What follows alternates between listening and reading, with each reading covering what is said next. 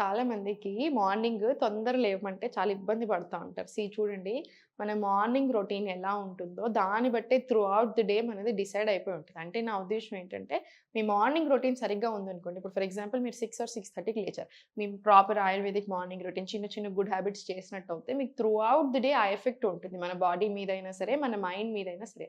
So, try to wake up by 6 or 6:30 maximum లేచేసి first ushapan అంటారు. ఉషాపాన్ అంటే ఏంటంటే, మనం డైరెక్ట్ లేవగానే before brushing our teeth only we drink water.